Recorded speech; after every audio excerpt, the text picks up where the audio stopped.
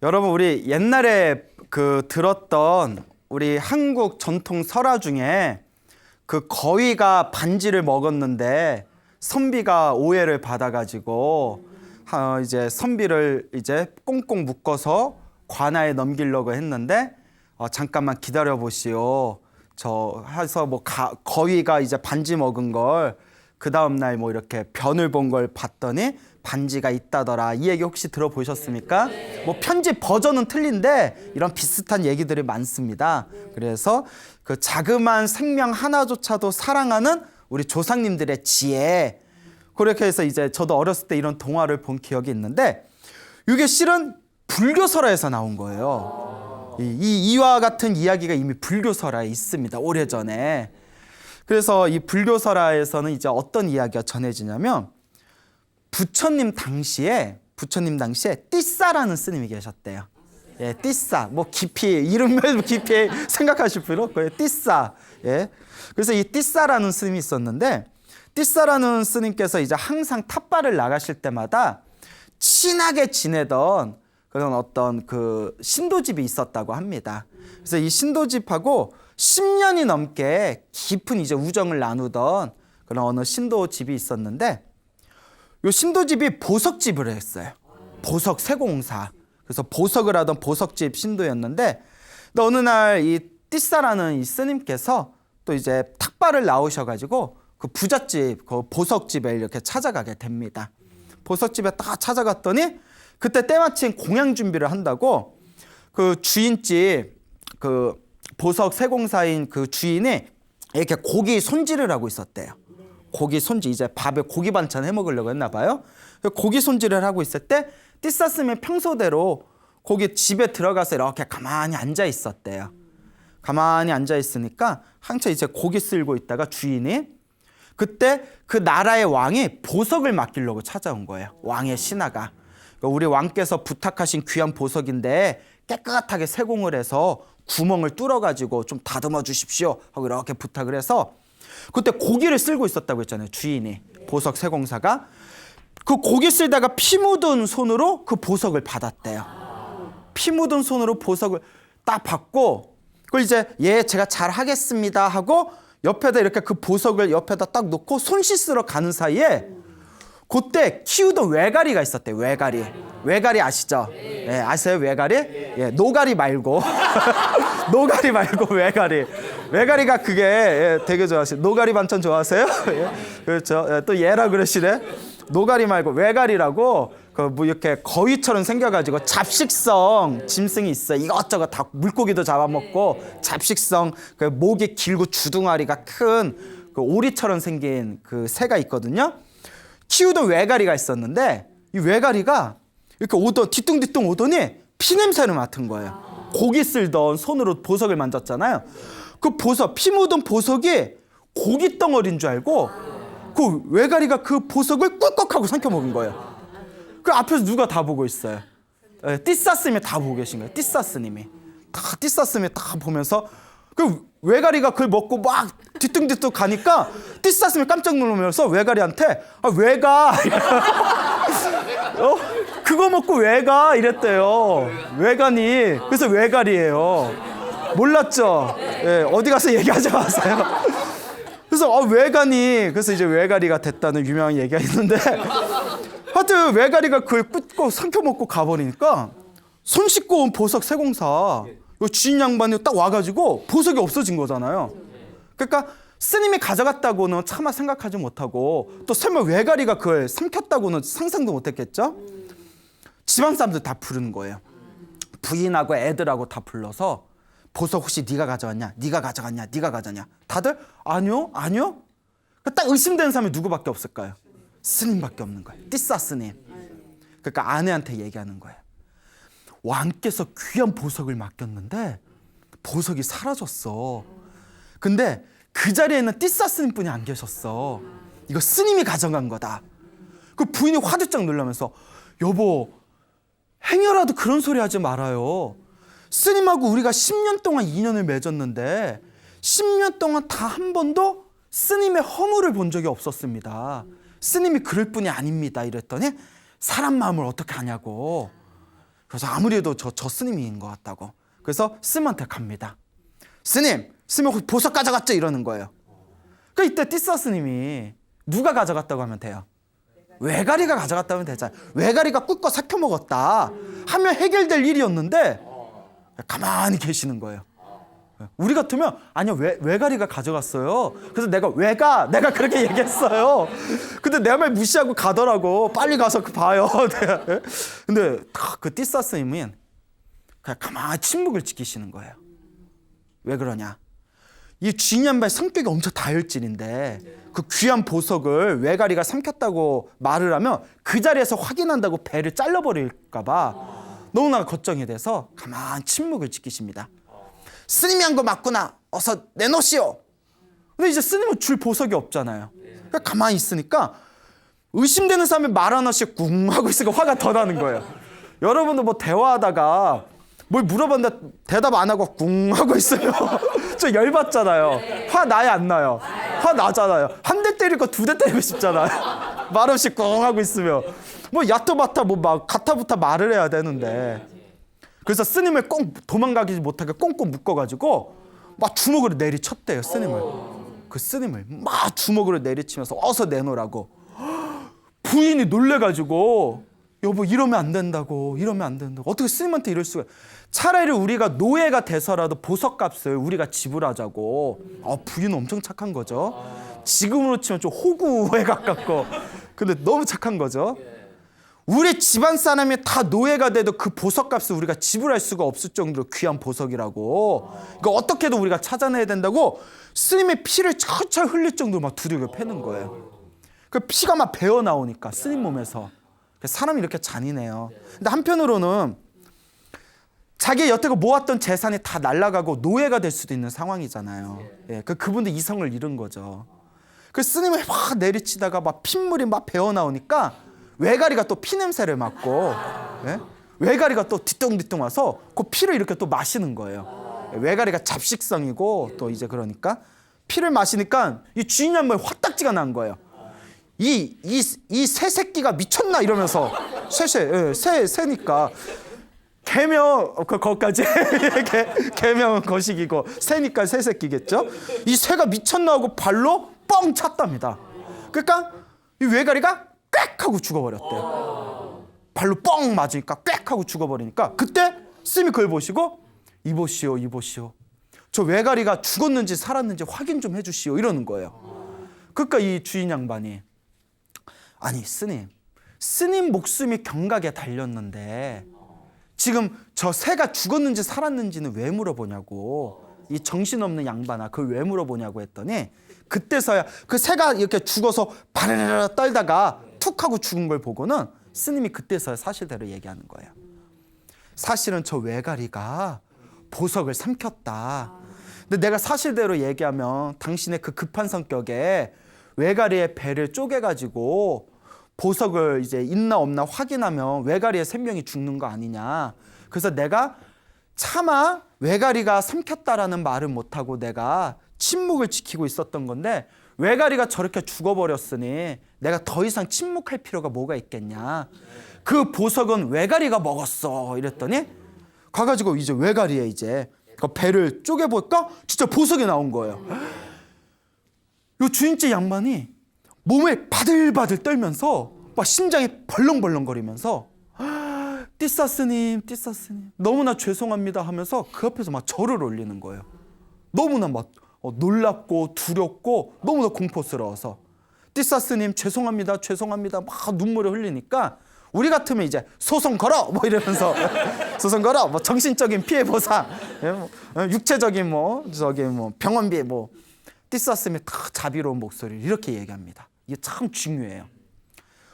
지금 오늘 있었던 일은 당신의 잘못도 아니고 나의 잘못도 아닙니다. 윤회의 흐름 속에서 지었던 업보가 과보가 돌아왔을 뿐입니다. 그러니 나는 당신을 용서합니다. 이거 굉장히 중요한 구절입니다. 당신 잘못도 아니고 내 잘못도 아니다. 태어나고 죽고 태어나고 죽는 우리가 윤회의 흐름 속에서 지었던 업보를 그냥 받았을 뿐이다. 그러니까 우리 항상 인과업보라고 하잖아요. 예? 지은 것은 반드시 받는다. 예. 나는 당신을 용서한다. 그러니까 내 업보대로 받았다는 거예요. 그러니까 요 주인 양반이 너무나 두려워하면서 막 미안해하면서 슬퍼하면서 스님 저를 정말 용서해 주신다며 요 의자에 앉아 주십시오. 그리고 제가 공양을 준비할 테니 평소대로 제 공양을 받아 주십시오 이러는 거예요. 그러니까 딱 스님이 다 쳐다보면서 싫어! 스님이 싫어! 이랬대요. 아닙니다. 그건 아닙니다. 내가 오늘 괜히 이 집에 들어와 가지고 이런 일을 당한 겁니다. 내가 이 집에 들어오지 않았더라면 이런 일도 없었을 겁니다. 이제부터 나는 공양을 받을 때 신도 집 밖에서 공양을 받겠습니다 라고 하는 거예요. 그렇게 이제 선언을 합니다. 그리고 이제 며칠 동안 그 스님의 탁발을 내려오시면 아무리 신도들이 안으로 들어오라고 해도 집 안에 들어가질 않으셨대요. 그래서 집 밖에서 공양을 받으셨는데 그때 심하게 맞은 후유증으로 이 스님이 며칠 후에 세상을 떠나게 됩니다. 그 맞은 후유증으로. 그래서 이 이야기가 널리 이제 퍼지게 됩니다. 참 슬픈 일이죠. 그래서 한편으로는 자그마한 외가리의 생명도 지켜주기 위해서 당신이 구타를 당하면서도 외가리가 보석을 삼켰다고 말하지 않았던 그 티사 스님의 자비심에 대해서 사람들이 찬탄했고, 또 한편으로는 그때 그 자신의 화를 이기지 못하고 더 스스로 만약에 티사 스님과 충분히 대화를 해서 그것을 지혜롭게 풀어내지 못했던 그 보석 세공사의 어리석음을 이제 탓하는 이야기가 널리 전해지게 됐죠. 그때 부처님께서 다음과 같은 이야기를 하십니다.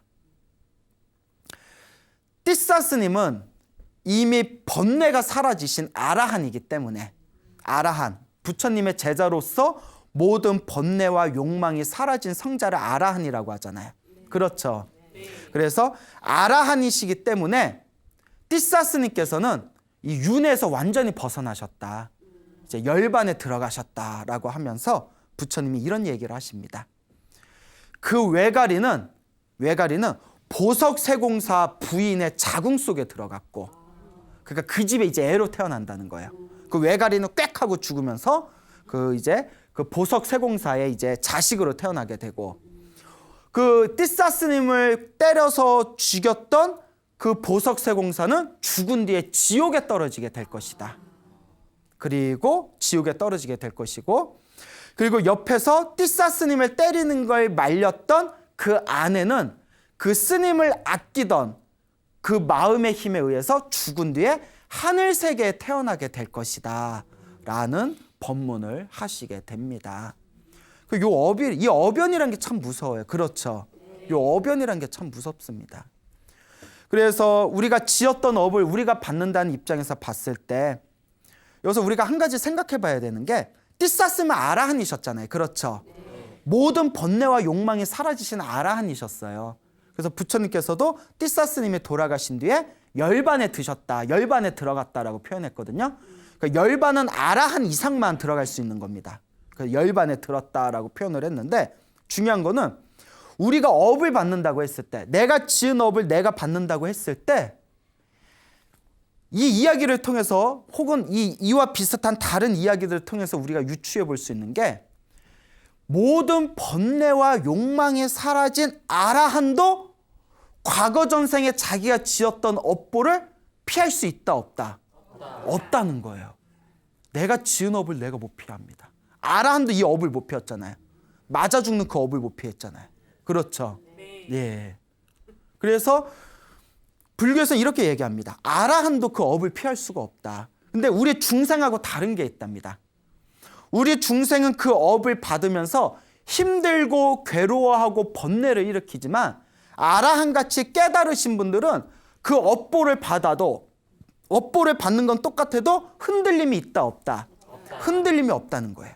괴로움이 없다. 그렇기 때문에 우리 부처님의 경전에 보면 깨달은 자와 깨닫지 못한 자의 차이가 무엇입니까? 라고 했을 때, 깨달은 자도 화살을 맞는다. 하지만 두 번째, 세 번째 화살은 맞지 않는다라는 표현을 쓰셨고요. 깨닫지 못한 자는 화살을 맞는다. 하지만 화살을 한번 맞고 난 뒤에 두 번째, 세 번째 화살을 맞는다라고 말씀하셨어요. 이 얘기가 뭔가 하면 깨달은 자가 나쁜 일을 당해도 더 이상 마음에 흔들림이 있다 없다. 그러니까 나쁜 일을 당한다는 화살 한 대만 맞고 마음에 흔들림이 없기 때문에 두 번째, 세 번째 괴로움과 번뇌를 일으키지 않는다는 거예요. 거기서 딱 끝난다는 거예요. 근데 우리 중생은 어때요?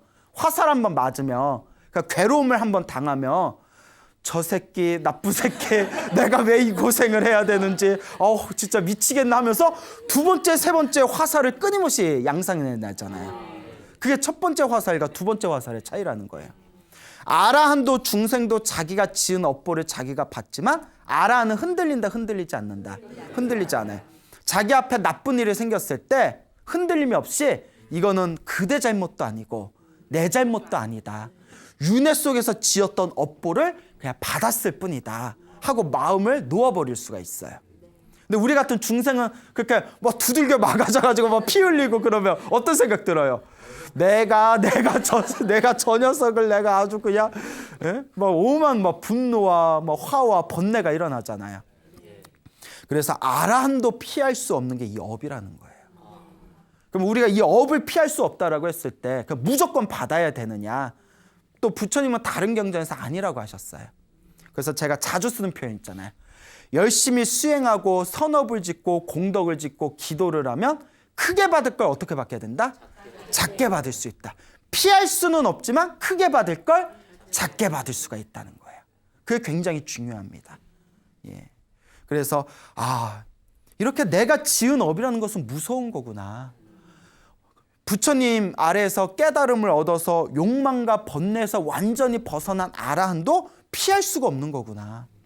그리고 아라한을 죽였던 그 보석세공사는 그 업보로 인해 가지고 결국 죽은 뒤에 어디에 태어나게 되고 지옥에 떨어지게 되고, 자신의 남편이 스님을 때리는 걸 막 말리고 가슴 아파했던 그 아내는 그 공덕의 힘으로, 그 선한 마음을 일으켰던 공덕의 힘으로 죽은 뒤에 어디에 태어나게 되고 하늘 세계에 태어나게 되고, 이것도 다 누가 지은 업일까요? 자기가 지은 업보대로 그대로 자신의 업의 인연이 펼쳐지는 겁니다. 그래서 이런 이야기를 통해서 우리는 항상 진지하게 고민해 봐야 됩니다. 나의 지금의 삶은 착한 업을 짓고 있는 삶인가? 나쁜 업을 짓고 있는 삶인가? 내가 지금 살아가고 있는 나의 삶이 행복하고 편안하다면 전생에 내가 선업을 많이 지은 증거고, 내가 지금 살아가는 나의 삶이 뻑뻑하고 살아가는데 장애가 많다고 느껴진다면 전생에 그만큼 박복하게 살았구나. 냉정하게 지금 자신의 모습을 살펴볼 수 있어야 됩니다. 그래서 진정한 불자라면 나는 지금 선업을 짓고 있는 삶을 살고 있는지, 나는 지금 악업을 짓고 있는 삶을 살고 있는지. 근데 재밌는 게 뭐냐면 나쁜 짓을 하는 사람은 자기가 나쁜 짓 한다는 걸 몰라요. 예, 참 신기하죠? 그래서 우리가 가끔 인터넷에 이렇게 댓글 다는 거 보잖아요. 댓글 다는 사람은 다 자기가 똑똑한 줄 알고 달아요. 그렇잖아요. 댓글 다는 사람들 보면 세상에서 제일 똑똑해. 세상의 모든 이치를 다 알아. 근데 댓글 다는 사람들은 막 그런 악성, 악플 댓글 다는 사람들은 자기들이 못났다는 걸 몰라요. 여러분, 못났으니까 악성 댓글 다는 거예요. 악플이라고 하죠. 정말 착하고 잘난 사람들은 남에 대해서 나쁜 댓글을 달지 않아요. 못났고 사람들의 인정을 못 받고 겁쟁이니까 글로나마 그걸 푸는 거예요. 불쌍한 존재들이에요. 정말 악행을 하는 사람은 자기가 나쁜 짓 한다는 것도 모른다. 우리는 그런 사람도 자비로 받아들일 줄 알아야 됩니다. 예, 불쌍한 중생들이죠. 그렇지만 중요한 게 있습니다. 남을 볼 필요가 없어요. 쟤 불쌍해 라고 볼 필요 없어요. 누구를 봐야 되죠? 그렇죠. 내가 지금 잘 살고 있나, 내가 지금 못났나, 내 자신을 살펴봐야 됩니다. 스스로를 거울만 보지 마시고, 거울 봐도 똑같아요. 코 여기 있고 눈 여기 있고 귀 여기 있고, 거울을 보듯이 마음을 한번 봐야 돼요. 내 마음이 어떤 마음인가. 여러분의 마음은 착한 마음, 나쁜 마음? 자기 입으로? 이것도 병이에요. 예. 자기 입으로. 예. 그래요. 난 믿어요. 예, 다들 착하시죠? 예, 그래요. 아, 훈훈하네요. 예. 그래서 이와 같은 띠사스님의 이야기를 통해서 자그마한 생명 하나도 그 자비로운 마음을 일으키는 작은 생명조차도 자비로운 마음을 일으켰던 띠사스님의 그 자비심, 나아가서 아라한도 이 업을 피할 수 없다는 거, 아라한도 피할 수 없는 이 업보를 우리 중생들은 항상 경계하고 조심해야 된다는 거, 항상 선업을 짓기 위해서 노력해야 된다는 것을 여러분들은 명심하시길 바랍니다. 알겠죠? 네. 자, 그래서 부처님 당시에 어느 사냥꾼이 있었어요. 이 사냥꾼이 있었는데 이 사냥꾼의 이름이 꽃가였어요. 꽃가. 이름이 꽃가였어요. 예, 그래서 왜 이름이 꽃가인가 하고 봤더니 막 사냥하고 막 짐승들 죽이고 그러잖아요. 그러니까 사람들이 지나가면서 이렇게 왜 이렇게 살아있는 생명을 왜 이렇게 함부로 죽이냐고 이렇게 쳐다보니까 이 사냥꾼이 딱 쳐다보면서 왜 꽃감냐 이래. 왜? 고가워라고 하잖아요. 왜? 내가 고가워? 그래서 이름이 이제 꽃가가 된 거예요. 모르고 계셨죠? 예, 어디 가서 얘기하지 마세요. 여기서 끝내세요. 그래서 이름이 이제 꽃가인데 이 꽃가가 굉장히 성격이 잔악했대요. 아주 잔악하고 또 불교를 싫어했나 봐요. 평소에 수행자나 돛 닦는 사람들을 싫어했나 봐요. 아주 잔인한 성품을 가진 어리석은 사람이었는데 이제 아침 일찍 아주 싸나운 사냥개들을 데리고 이제 활을 들고 숲에 들어가서 이제 사냥을 할 준비를 합니다. 숲에 딱 들어가려고 하는데 그때 어느 스님께서 탁바로 이렇게 지나가는 걸 아침에 본 거예요. 그러니까 딱 느끼면 재수없어라는 생각이 드는 거예요. 사냥 가기 전에 내 중을 봐서 아우 재수없게 딱 그렇게 하면서 침을 탁 뱉으면서 숲에 들어갔대요. 그날따라 사냥을 한 마리도 사냥을 못 잡은 거예요. 그러니까 너무 화가 나니까 사람은 화가 나고 일이 안 풀리면 어리석은 중생은 꼭 남 탓을 하려는 성향이 있어요. 번뇌가 강할수록 일이 안 풀릴 때마다 남 탓을 하고, 번뇌의 힘이 약하고 그리고 마음을 잘 쓰는 사람일수록 안 좋은 일이 생기면 자기 탓을 합니다. 나의 부족함, 내가 복이 없구나, 내가 덕이 없구나, 내가 잘 닦아야 되겠구나. 그런데 꼭 못난 사람들이 일이 안 풀리면 조상 탓, 남 탓, 니 탓, 다 니 탓, 모두 다 니 탓 이래버리는 거예요. 이게 정신이 없어요. 그날따라 이제 사냥꾼이 한 마리의 이제 사냥도 이제 사냥을 하지 못하니까 갑자기 화가 확 일어나면서 아침에 본 그 중놈 때문에 이렇게 됐다고 막 분노를 일으키는 거예요. 남 탓을 해야 되니까 아침에 그 중을 봐서 이렇게 재수가 없는 거라고 하고 막 집으로 돌아가려는데 꼭 일이 안 풀리려면 그래요. 하필이면 아침에 봤던 그 스님이 그때 또 그 사냥꾼 앞을 지나가는 거예요. 희한하죠?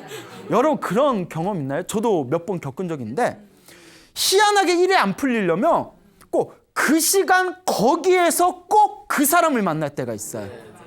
뭐 교통사고가 나든 무슨 사고가 나든 안 좋은 일이 생기든 꼭 희한하게 그때 그런 일을, 그러니까 내가 만약에 교통사고가 나도 내가 조금 더 일찍 출발했거나 내가 조금만 더 늦게 출발했으면 됐는데 꼭 그때 출발해가지고 그때 사고가 나는 거예요. 이런 거 느껴본 적 있죠? 그러니까 그 스님도 일이 안 풀리려니까 하필이면 사냥꾼이 엄청 화가 나 있을 때 코앞에 알랑알랑한 거예요, 스님이.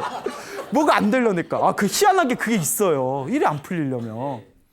그래서 그 사냥꾼이 그 스님을 딱 보는 순간 화가 확 복받치면서 잘 됐다. 내 저 스님한테는 화풀이해야 되겠다 해가지고 그 걔한테, 사냥개들한테 물어 이러는 거예요. 물어 죽이라고.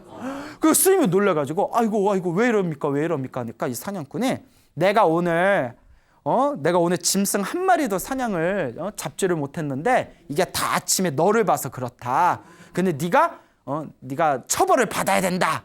뭐 이러면서 사냥꾼이 그 사냥개를 풀어버린 거예요. 몇 마리의 개들이 왕왕왕 거리면서 또 사냥개들 싸납잖아요. 스님을 막 물어 죽이려고 하니까 스님이 놀라가지고 사람 키만한 나무 위로 올라갑니다. 나무를 위로 올라가니까 막 밑에서 개들이 막 뱅뱅 돌면서 왕왕왕 거리니까 사냥꾼이 쫓아와가지고 그 화살촉 있잖아요. 화살을 딱 빼서 화살촉을 나무 위에 있는 스님 발바닥에 막 찌르는 거예요. 네, 막 찌르면서 저 웃음이 나와요? 예? 이 무서운 얘기였는데 웃음이 나와요? 근데 나는 되게 슬픈 얘기나 화난 얘기를 해도 사람들이 웃더라고. 이거 웃으면 안 돼요. 뭐 발바닥 막 꾹꾹 찌르면서 내려와 막 이러면서. 그러니까 얼마나 아프겠어요. 스님이 놀래가지고 이러지 마십시오. 사냥꾼님 이러지 마십시오. 이러면 안 됩니다 했더니 안 되게 뭐가 안 돼. 내려와 막 이러면서 막 발바닥을 막 찌르니까 스님이 아이고 이러다가 스님 몸에 이 가사 있잖아요.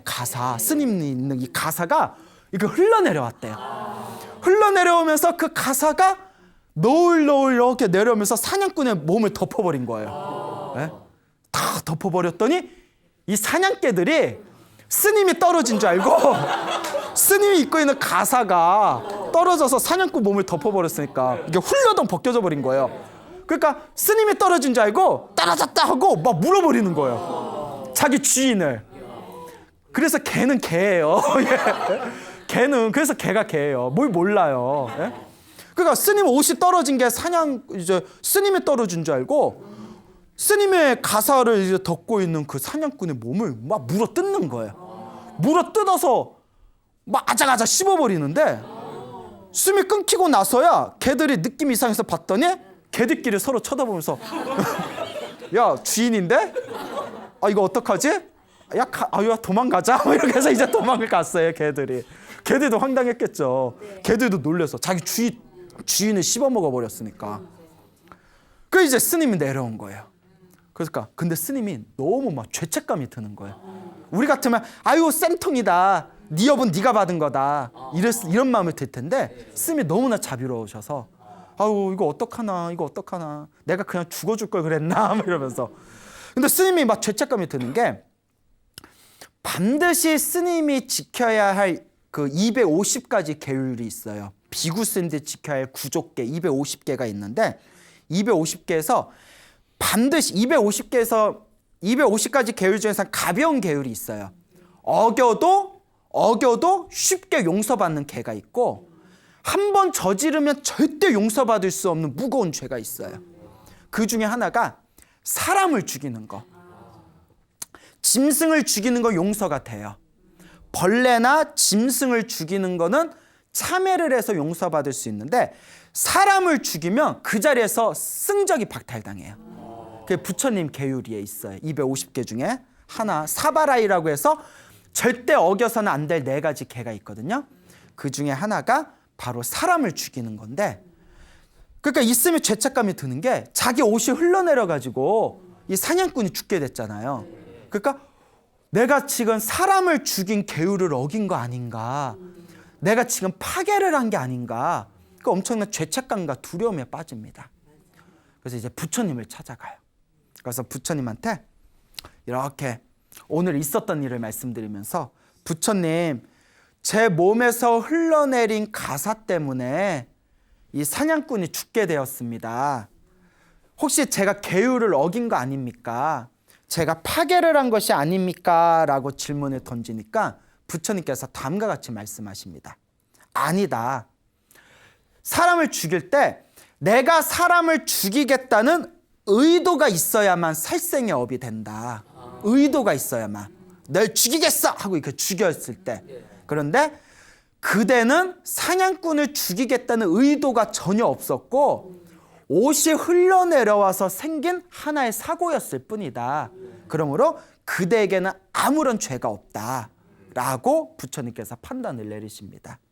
그러면서 그 스님을 죽이려고 했던 그 사냥꾼은 지금 죽은 뒤에 손살같이 지옥에 떨어졌다. 그러면서 부처님께서 제자들에게 다음과 같이 얘기합니다. 그런데 이 사냥꾼이 누군가에게 해를 입히려고 하다가 지옥에 떨어진 것은 이번 생만의 일이 아니다. 머나먼 과거 전생에도 그런 일이 있었다 하면서 그 사냥꾼의 과거 전생에 대해서 이야기를 해줍니다. 머나먼 과거 전생에 아주 머나먼 과거 전생에 이 사냥꾼이 그때 의사였대요. 의사여서 마을을 돌면서 아픈 사람을 치료해주고 돈을 얻거나 먹을 걸 얻었답니다. 그래서 그날따라 마을을 돌아다녔는데도 아픈 사람이 없어서 그날 먹을 음식을 구하지를 못했대요. 그래서 이제 마을을 떠나가면서 굶주려서 허기진 채 마을을 떠났는데, 이거 무슨 오늘 좋은 방법이 없을까, 돈 벌 수 있는 좋은 방법이 없을까 하다가 보니까 저 나무 밑둥에 뱀이 한 마리 이렇게 독사가 있더래요. 나무 밑둥에 독사가 있는데 저쪽 마을 어귀에서 아이들이 막 놀고 있더래요. 그때 딱 꾀가 생긴 게, 저 애들을 독사에 물리게 하자. 그리고 내가 치료해주면 내가 오늘 돈을 벌 수 있지 않겠냐. 못됐죠. 네. 근데 우리 주변에 그런 사람들 의외로 많아요. 차이가 있을 뿐이지 남한테 피해를 줘서 내가 잘 먹고 잘 살아야겠다라는 마음을 일으키는 사람들이 의외로 많습니다. 뉴스에 보면 많이 나오잖아요. 예. 아이들한테 독사를 물리게 한 것만 아닐 뿐이지 그보다 더한 마음의 상처를 주고 사기를 치면서 살아가는 사람들이 많잖아요. 예. 그런 사람들도 다음 생에는 아주 무서운 업보를 받게 될 겁니다. 그때 아이들을 부릅니다. 얘들아, 요 나무 밑둥에 앵무새 새끼가 있어. 요 한번 꺼내봐 이러는 거예요. 애한테. 이 정도면 이제 사이코패스죠. 너 사이코니? 뭐 이러잖아요. 그 애들이 신기해서 어떤 애가 와서 진짜 있어요? 하더니 손을 쑥 넣은 거예요. 그리고 꺼냈는데 독사인 거예요. 다행히 독사가 안 물었어. 독사도 뭐 어안이 범벅했겠죠? 자고 뭐지? 뭐가 자기를 쓱 꺼내오니까 독사도 어안이 범벅하고 애도 이거 뭐지? 앵무새 새끼가 이렇게 생겼나? 그리고 놀래가지고 악 하면서 집어던졌는데 애가 얼떨결에 집어던진 게 의사 머리 위에 떨어졌대. 예. 그래서 독사가 그때 정신을 차리고 의사의 목을 딱 물어버렸대. 그 의사가 죽어버립니다. 꾀꼬닥 죽어버렸는데, 죽어서 그 의사는 그때 아이들에게 해를 끼치려는 악한 마음을 일으켰던 업보에 의해서 어디에 떨어졌다? 지옥에 떨어졌다. 그러면서 부처님께서 이 사냥꾼이 이번 생에만 지옥에 떨어진 게 아니었다. 과거 전생에도 그렇게 남에게 해를 끼치려다가 지옥에 떨어진 적이 있었다. 이와 같이 중생들의 마음은 참으로 어리석구나. 이 이야기가, 우리는 살아오면서 끊임없이 윤회를 한다고 했잖아요. 그렇죠? 우리가 깨달음을 얻어서 아라한이 되기 전에는 이 윤회에서 벗어날 수가 없어요. 그래서 우리가 끊임없이 우리가 이 윤회, 이 생사윤회 업을 짓고 있는데, 이 윤회라는 게 6가지 세상으로 이루어져 있잖아요. 그래서 하늘 세계, 그 다음에 인간 세계, 아슈라 세계, 축생 세계, 아귀 세계, 지옥 세계, 6가지 세계를 돌고 도는데, 이 이야기의 중요한 게 우리도 과거 전생은 다 지옥 한 번씩 떨어져 봤다는 거예요. 우리는 알게 모르게 과거 전생 이 6가지 세계를 다 겪어봤다는 거예요. 지옥에도 떨어져 보고, 축생으로도 태어나 보고, 인간으로도 태어나 보고, 여러분 기억 못하고 있겠지만 하늘 세계도 다 태어나 봤다는 거예요. 근데 아직도 정신 차리지 못하고 아직도 윤회를 돌고 있다는 거예요. 과거 전생에서부터 지금까지 수없는 생 동안 태어나고 죽고 태어나고 죽는 것을 반복하고, 지옥에도 떨어져 보고, 지옥에 떨어졌을 때 다음 생에 다시 내가 사람으로 태어나면 그때는 잘 살아야지 해놓고 또 지옥에 또 떨어지고, 이런 윤회를 끊임없이 우리가 돌고 돌았는데도 우리 중생들은 아직도 정신을 못 차리고 있다는 거예요. 이게 바로 중생의 비극이라는 거죠. 그래서 우리 부처님께서는 이번 생에 사람으로 태어나기 어렵고, 사람으로 태어나도 불법을 만나기 어렵다. 이번 생에 사람으로 태어나 불법을 만났으니 이번 생에 잘 닦아야 된다라고 경전에서 누누이 말씀하시고 계십니다. 그래서 여러분은 어떻게 잘 닦고 있는 것 같아요? 못 닦고 있는 것 같아요? 됐어요. 그래요. 뭐 자기 길 자기가 가는 거지. 이와 같이 우리가 지은 이 업의 무서움에 대해서 이야기하고 있습니다. 그러면 우리가 이 업을, 조금이라도 이 업을 녹이려면 어떻게 해야 되는가? 인과 업보는 불교에서 가장 중요한 핵심입니다. 팔만대장경의 가장 밑바탕이 바로 인과 업보예요. 그래서 내가 지은 업은 반드시 내가 받는다고 했을 때 여러분들 살아오면서 좋은 업만 지었을 거는 아니잖아요. 그렇죠? 나쁜 업도 지었을 거고 흉악한 업도 지어봤을 거고 누군가 가슴 아프게 한 업도 지었을 거고 착한 업을 지은 것이 있기 때문에 지금 여러분들이 사람으로 태어난 거고 사람으로 태어났어도 나쁜 업을 지어놓은 게 있기 때문에 지금 살아가면서 나쁜 일도 겪는 거거든요. 그러면 나에게 내가 지은 그 나쁜 업을 조금이라도 녹이려면 어떻게 해야 되냐.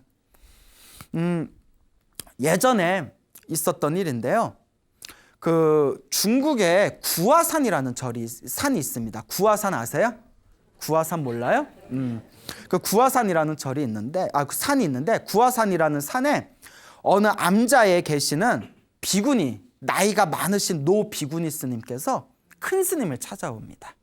그래서 이 노 비구니 스님이 큰 스님한테 스님 제가 상담받으러 왔습니다. 그 큰 스님이 무슨 일로 오셨소? 스님, 제가 밤마다 잠을 자지 못한 지가 벌써 몇 날 며칠입니다. 너무 힘들어서 너무 괴롭습니다.